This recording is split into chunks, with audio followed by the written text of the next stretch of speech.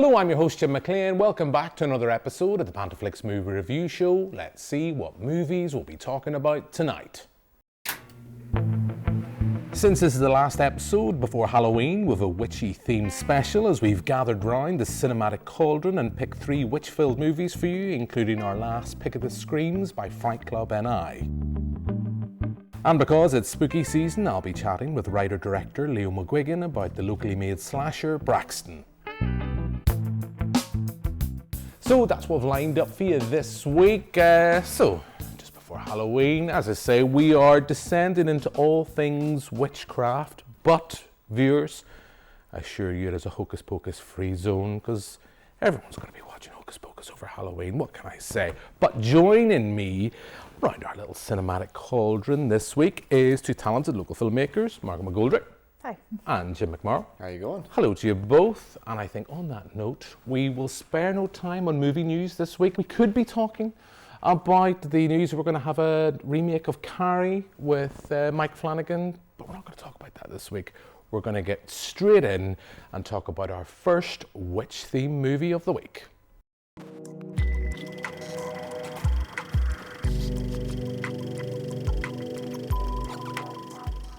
Any man who wins the heart of an Owens woman is bound to end up 6 feet under. And as hard as they try, Oh my God! they can't keep their loves I feel like I'm never gonna see you again.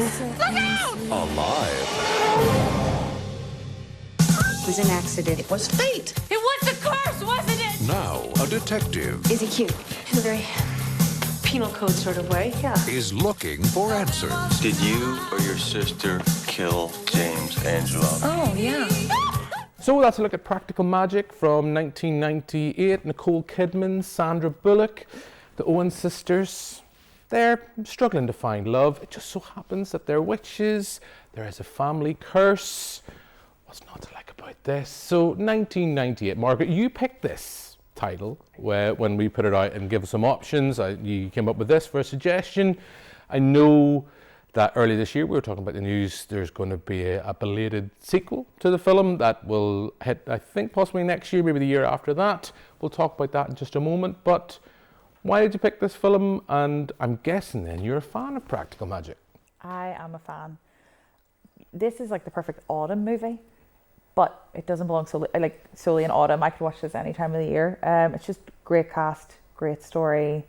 You know, the whole witches magical side of it, it doesn't hinge on that. It's all about the family and it's funny.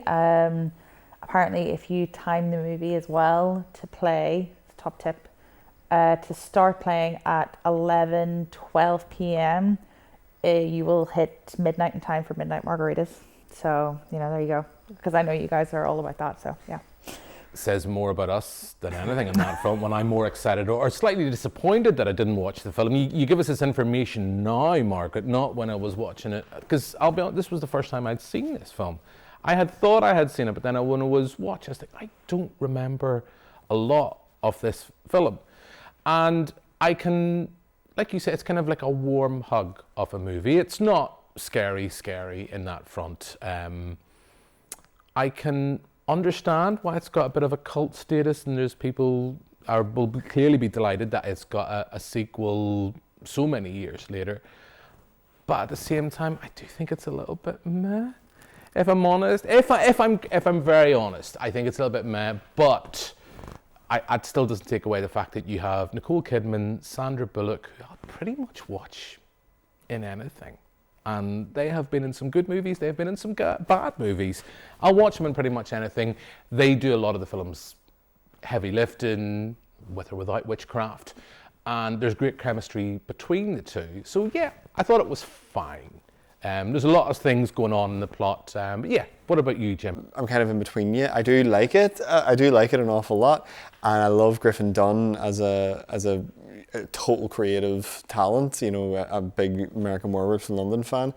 But for me, I think it's a bit of a compromised vision. From what I gather from reading in the backstory, he had kind of initially thought that this would be a darker story, and I think studio kind of interference kind of led it down more of a rom-com sort of thing, and as a result, it feels like a bit of a mixed cauldron, if you will, of different plot threads. You know, it's got this sort of romantic comedy sort of element and the historical witches and the love interest, but it's also got this incredibly dark side, and it kind of zigzags in between these genres, not necessarily seamlessly, but I do think, I mean, it is a good movie, and you know, Sandra Bullock and Nicole Kidman and Dan Weist, who I just adore and everything, and I just got through seeing her as an evil witch in Apartment 7A, so it's nice to see her as a good witch. Yeah, that is true. I think it's Aidan Quinn, I think, is for me is the point where the film doesn't work. I don't buy the chemistry between him and Sandra Bullock, and I know there's plot revelations that will not spoiler. I know it's an older film. I just don't buy the chemistry between the two. But do you think, I'll come back to you, Mark, do you think there's maybe an element here of streaming, even VOD services? These titles are readily available. We've just come through the pandemic, I guess, as well. An older film can sometimes find newer audiences, and that's why it's finding renewed interest. I'm honestly not entirely sure with this one. I actually think this is one that's aged quite well. Like, people that love it, you know, and I think it's, you know, like, we'll have movies from when we're kids or teenagers, and you go back and watch them like 10, 15 years later, and you're like, Fred, that didn't age well at all. I don't think that's one of them. I don't think it's a perfect film in terms of, like, you know, you're saying obviously like maybe the romance angle and things like that. But what I'm interested in is seeing what a sequel could be, because I do think it is a really clear example of movies that we don't get anymore. I'm excited to see movies that were closer to what we grew up with, movies that we're not getting, that lean into like big stars doing dramas with really rich characters, and where they can kind of spread out from there. We will have to wait and see for Practical Magic 2 when it finally hits cinemas and I guess streaming services as well. But for now, we are going to take a little pause from all things witchy related. Regular viewers will know last week we had Leo McGuigan on the show. He was very excited to talk about Salem's Lot. And when he was in the studio, we got an opportunity to look back at the locally made slasher Braxton, because we always try to champion local talent here. And it just by chance, through our production team, when we arranged the guests, we got yourselves into the studio purely by chance. And you were both involved with Braxton. So I know we're going to have our interview with Leo in just a moment, but I'll come to you first, Margaret. Your memories of Braxton, 2015, if I'm correct, was I think when it was released, but that wasn't when it was made. What's your memories of Braxton? Oh, so many. We shot the bulk of it over the summer of 2014. And I remember because I was working on another film at the same time, which was a bit chaotic. And that was the first time that you and I met, is when I came down to the school location. Do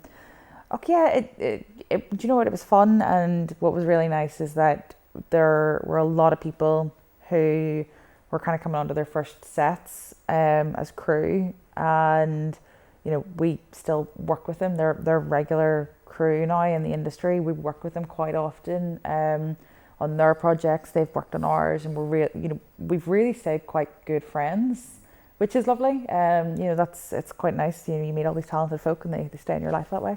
What was really nice was, I remember a good friend of ours was out in America and sent us a photo one day. He'd found Braxton on DVD in Walmart, and where there was like a pile of 5 or 6 on the shelf. He took them all out and started spreading them across, covering all those movies that it's like, people don't need these. They need to see this Northern Irish unknown slasher movie. Quite right so. And as you say, Margaret, that's when you know you've got good friends. And Jim, I know we're going to go to Leo in just a second, but for yourself, before we move on, your memories of Braxton. And I'm sure for both of you, there is loads, and I know I'm putting you on the spot, but your memories that come back when I mention Braxton.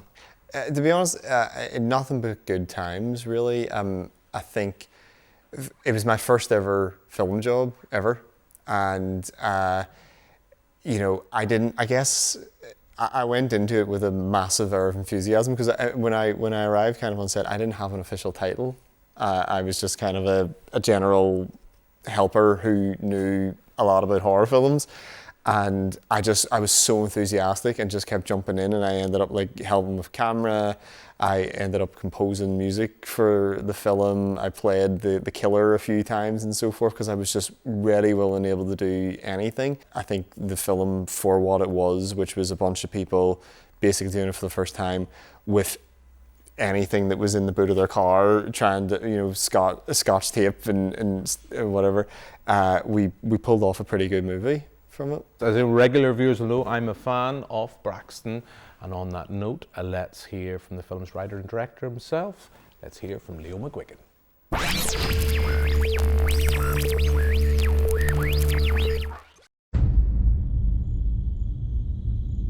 He's back, Julie.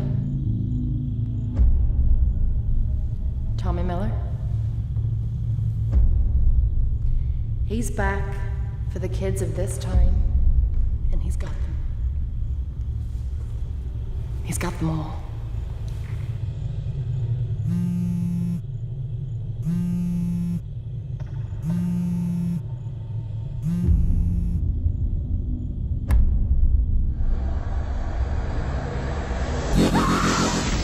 So that's a clip of Braxton. Now we're going to take a little break from our witchy special for Halloween, and I thought, since we have you in the studio, Leo, I thought we'd look back on Braxton, which is a locally made slasher movie you directed, passion project for yourself. Yeah. We're kind of discussing there just before we started to record just exactly when. So as we record, you're kind of in around about the 10-year anniversary, but the release, the anniversary of the release is a couple of years' time. So we've time to plan a special screening ahead of that. But Braxton's film, I have a lot of love for. Surely it must be the same for yourself, because it's your baby. So now, 2024, what goes through your mind when I mention Leo McGuigan, Braxton? Well, that's very kind of you, Jim. Thank you. I do have a lot of love for it. I think a lot of us who were involved in it and are pretty much still in constant contact to this day, think of it as a fun sort of summer camp that we all had together about 10 years ago. I mean, it's interesting. It feels like yesterday when I see clips of it or stills from it, but it also, I mean, it does feel like a lifetime ago. I mean, I remember when it came out and we were, you direct a movie and you put it out there for the public to behold, and you kind of brace yourself for what the feedback's going to be. And I remember a couple of people when it came out saying, you were just 19, take it easy, you're fine. And I remember being very belligerent about that and being like, no, the movie has to, it has to work on its own merits, and this is our artistic, creation. And now I look at it a little bit and I'm like, oh, I was 19. I was a 19-year-old making that movie, and I very much can identify with things that I look at as a 30-year-old and go, oh, okay, well, you would do that very differently. At what point did you kind of have that pinch me moment, that film you made when you were 19, it just kind of kept going and kept going? Still, someone watching at home now can go online, search for Braxton, and they can find that title. Yeah, I think being able to walk into HMV and see a movie that you'd made on the shelf and you didn't stick it there, that was very strange. And then getting the iTunes list, and I think the craziest thing was, it's available on these streaming services in America. I think Tubi has it over there, and when when people I know in other parts of the world take a photo of it on their streaming service and go, hey, I can watch this. The attacks happened shortly after 11 p.m. last night. You ever heard of Tommy Miller? The Braxton Butcher? Looking back, what are those memories that come back to you when we talk about Braxton? What are the things you're thinking about now? It feels like we were all about 12. And we were using, friends' houses, and we were filming all, because it was the summer, so we had to film all through the night. And we learned way too late into the filming that you could black out rooms during the day and make it look like it was nighttime. So all those kinds of very, very guerrilla filmmaking techniques that we were just learning as we went. So that sort of stuff is all the stuff that comes back. The idea that we were just having so much fun and very much, not making it up as we went along, but absolutely learning on the job.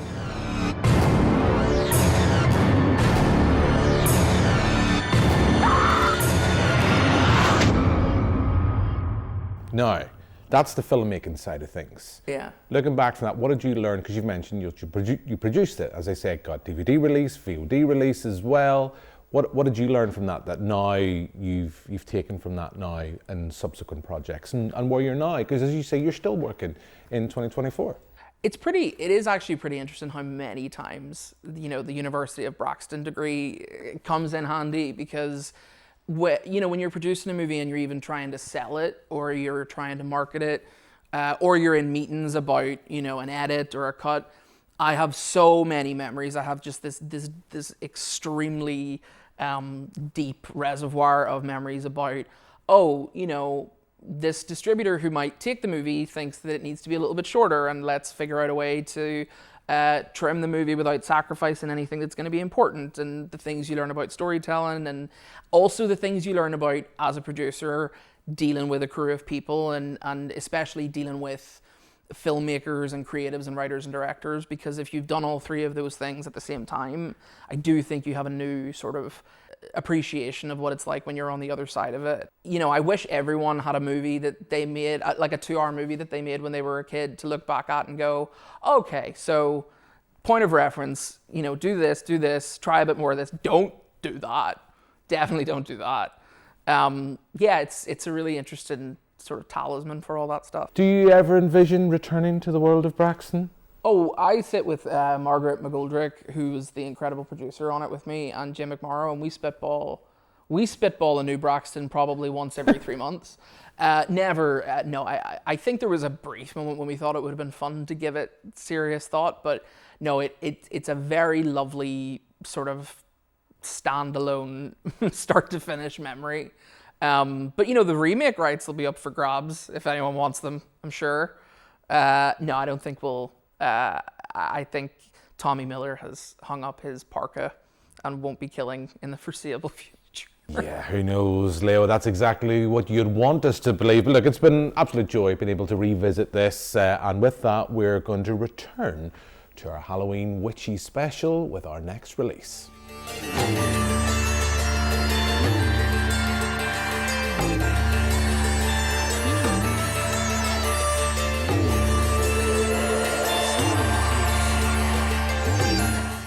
So that's the next film on our witchy special, Suspiria. We're back to all things witchcraft. We are going to Berlin. So this is Dario Argento's cult classic slasher. Jim, come to you first. Are you a fan of this film starring Jessica Harper? I'm definitely a fan. I don't hold it in as high esteem as horror aficionados tend to, because universally it's pretty beloved by the horror community. And when I was again rewatching it for this episode, I think I hit the nail as to why I don't like it. And it's because there are individual elements of it that I adore. I love the cinematography. I know it has no basis in practical reality at all, but I love the style of it. I think it's great. I love the goblin score. I quite like the story. As such as there is one, it is definitely a style over story type of movie, but I love the story. I love the setting. I love the set pieces and so forth. My problem with the film is that individually those are great, but when you stick them all together, does become a bit of an incomprehensible film. And, Dario Argento was obviously a very, very talented guy. I just think there's something that doesn't quite cohesively tick into cohesive narrative in his brain. But I do love the movie, and it's a great gateway into sort of giallo horror. If you like this, definitely check out Deep Red, definitely check out Bird with the Crystal Plumage, and check out Edgar Wright's Last Night in Soho, which is kind of a contemporary giallo homage. Who needs cohesion when you've got style like this? Yeah, the film score, it's loud, it's booming, it looks fab. I love Argento's use of colour. The colour palette for this film is fab. The Three Mothers movies, this is probably without doubt my favourite. I mean, Inferno has its place. I think Inferno is maybe less bombastic, if you can say that, compared to Suspiria, in my own opinion. But that's my thoughts. Jim sitting kind of somewhere in between. Margaret, where are you going to weigh in with Suspiria? I like a plot, Jim, and it doesn't have much of one. I love the colour. I don't really care that it's not, that the color changes or the lights don't really, it doesn't make sense. I don't care too much about the logic of it because it's wrapped in the emotion or the tone of what they're trying to convey in that moment. Someone's scared and it goes bright pink, or I that's fine. I just like more of a story than I think it had, and character. I need characters I can sort of connect with or empathize with, and there was a disconnect. The sound, I think I'm with you in terms of the score. I think it was really cool and interesting, but just way too much. So I've been told by Jim that he thinks I'll like the remake more. So we'll see. And if I don't, I'll blame him. The remake's like a steak, but Argento's original is just like a big greasy burger, and sometimes that's just what I want. It's a lot of fun, and if you like bombastic madness, try maybe Argento's Phenomena as well, if you want something that's just as out there as well. But look, we are going to move on, and throughout October we have had the Fright Club NI each week picking a film that's available on a streaming service. We've dubbed it our Pick of the Screams. So for the last time, for now anyway, it's over to Gav Logan from Fright Club NI with this week's Pick of the Screams.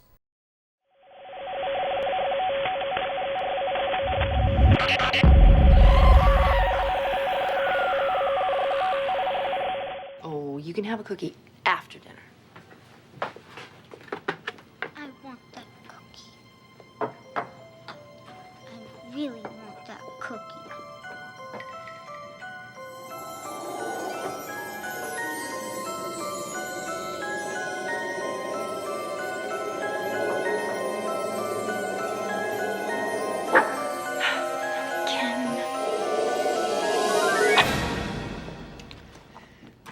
Are you eating a cookie? Oh! Go sit down. Hi guys, I'm Gav from the Fright Club and I'm back with my final pick of the Screams. It's an absolute banger and a Halloween classic. It's Halloweentown, available to stream on Disney+. This was originally released on the Disney Channel in 1998 and is the first part of a 4-film series. It stars the incomparable Debbie Reynolds as Aggie Cromwell, a resident of Halloweentown for over 200 years, and cares for nothing else other than her kids and her grandkids growing up to fulfill their birthright as witches and warlocks in a world full of ghouls and vampires and werewolves and gnomes as well, so weird one. She was the original Agatha all along. The special effects are very 90s. They're a bit cheesy and the masks are a bit primitive, but it's impossible not to be transported back to your childhood after you've seen this film. The original script for this was written back in 94, so the pitch was probably inspired by Hocus Pocus a bit. And a bit like that Halloween classic, it was originally supposed to be a little bit more scarier, kind of aimed for teens and young adults, but they eventually reworked the original script to aim towards a younger audience on the Disney Channel. And it's a great wee Halloween film, and there's a great moral message for kids about believing in yourself and about the power of the family bond. And there's a villain which is definitely inspired by Ian McDiarmid's Darth Sidious, so I enjoy it. It's a great nostalgic hit for me, so please go and watch it on Disney Plus, and I hope you enjoy it too. Now, where did you get to, darling? Come on, here it is. How come you've been gone so long, Grandma? Well, you know, one thing and another. But the important thing is that I'm here now. So that's a look at Halloweentown, 1998 Disney TV Channel classic with a capital C, I'm going to say that. So 1998, Debbie Reynolds, something a little bit different, very different from Suspiria. So Margaret, before we kind of get, had you seen this film before we asked you to review it? I had, but it was so long ago that I couldn't actually remember if I had or not. But yeah, no, it came back to me, so we started watching. I think this was seen a few times in the early Disney days. Are you a fan? I mean, the pause is never good, Margaret. I'm, mid-30s, so I just don't think I'm the audience for it. do you know what? It's a good, fun kids movie for a young kids audience, and I think, you know, for if you're bringing kids into Halloween and looking at ghosts and skeletons, without wanting to freak them out, I think it's actually probably a good way to come in. It's about a family where, you know, the young girl saves the day. Yeah, young Margaret liked it. I'll go to Practical Magic first. Okay, so it's still positive though, Margaret. Your younger self is still screaming at the screen somewhere going, of course, Margaret, be true to your inner child. You loved Halloweentown.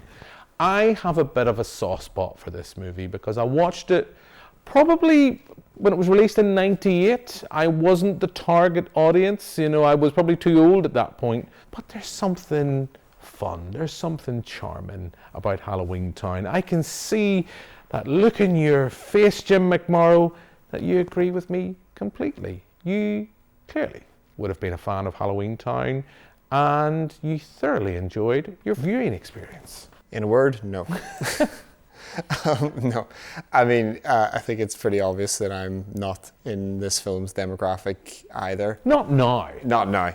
And probably not ever, unfortunately, because the thing is, if this came out in '98, you know, 13-year-old Jim was chomping at the bit to go and watch Halloween H2O. There's a certain amount of nostalgia that one must apply when you're looking at a film that's obviously that cheap and that old, and I can't really do it with Halloweentown in the same way that I can do it with things like Erie, Indiana, which was kind of the comparison that I came up with while watching this.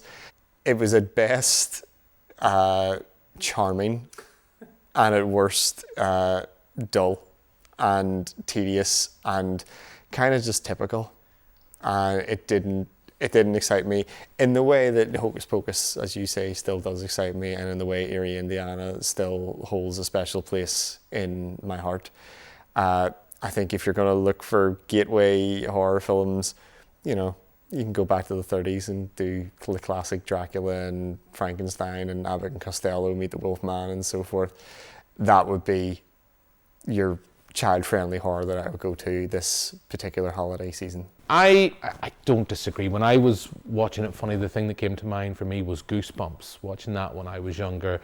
Yeah, it's a bit tame, but of course it wasn't, like nowadays the comparison would be this would be made for a streamer. This was made for Disney's TV channel, very low budget. There's something I kind of admire about it, but I don't necessarily love it. Margaret, I know you're saying now in your 30s you're not loving Halloweentown, but you know, just for one last time, get into your younger Margaret self. Remember that love you had for Halloweentown. I don't know if I remember the love I had for it as much as you're remembering it, but I mean, I saw Nightmare on Elm Street when I was 4 years old and it traumatized me. And my poor dad was tormented by me screaming every night Freddy was coming to get me in my room. So for that, Halloweentown, go there.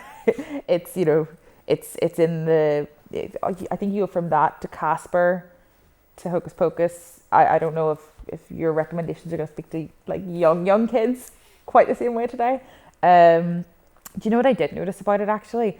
For a Disney movie, all the cast, and God, I hope this doesn't sound like an insult. The cast look like normal people, whereas today it's like you have to, like even the kids, you have to be cast to look like you're going to be a future pop star. And I was like, they look like a normal kind of family, which is kind of nice and was different actually to see that. So yeah, I'm sort of like, I'll be the in-between. So an upbeat note to end the show, a little bit of love for Halloweentown, and yes, for anything, Margaret, for your 4-year-old self, watch Halloweentown instead of Nightmare on Elm Street, but secretly watch Nightmare on Elm Street. But yeah, look, this has been a lot of fun for our little witchy special. All that's really left for me to do now is thank my two guests. So thank you very much, Margaret. Thank you. Thank you very much, Jim. Thank you, Jim. Thanks very much for watching at home. We'll be back next week with another episode. But for now, until next week, happy Halloween.